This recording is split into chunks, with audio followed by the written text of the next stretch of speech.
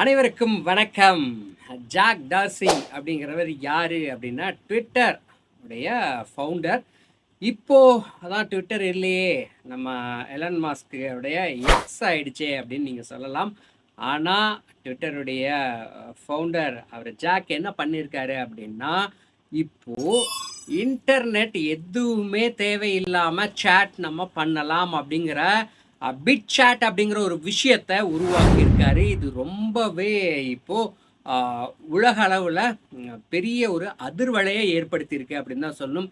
எப்பட்றா இது சாத்தியம் அப்படின்னா, ப்ளூடூத் கனெக்டிவிட்டி மூலமாக இது சாத்தியம். சரி, ப்ளூடூத் 1 to 1 அப்படி தானே கனெக்ட் ஆகும். இது எப்படி அப்படின்னா, நம்ம இப்போது ப்ளூடூத் இந்த பிட் சாட் மூலமாக நம்ம சேட் பண்ணுறோம் அப்படின்னா, அடுத்த ப்ளூடூத் பக்கத்தில் யார் இருக்கோ அது அப்படி அப்படி அப்படி அப்படியே கனெக்டிவிட்டியில் வந்துட்டு இது ஒர்க் ஆகும் அப்படின்னு சொல்கிறாங்க. இதுக்கு பேர் வந்துட்டு மெஷ் நெட்வொர்க்கிங் அப்படின்னு சொல்கிறாங்க. அந்த அடிப்படையில் இந்த பிட்சாட் வந்துட்டு செயல்படுது. ரொம்பவே இப்போது பெரிய எதிர்பார்ப்பை இது ஏற்படுத்தியிருக்கு. இப்போ யூசேஜில் வந்துட்டு ஐஃபோனோட டெஸ்ட், அதாவது நம்ம அறிமுகம் முன்னாடி லான்ச் பண்ணுறதுக்கு முன்னாடி விடுவோம் இல்லையா, ஸோ அதில் இப்போ இந்த இதை யூஸ் பண்ணி பார்க்கலாம் அப்படின்னு சொல்லியிருக்காங்க.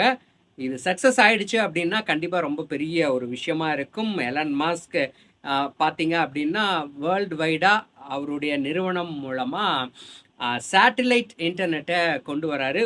ஒரு பக்கம் பார்த்தீங்கன்னா ட்விட்டருடைய நிறுவனர் இப்படி இன்டர்நெட் வசதியே இல்லாமல் நம்ம சேட் பண்ணலாம் அப்படிங்கிற ஒரு பிட் சாட்டை அறிமுகப்படுத்தியிருக்காரு.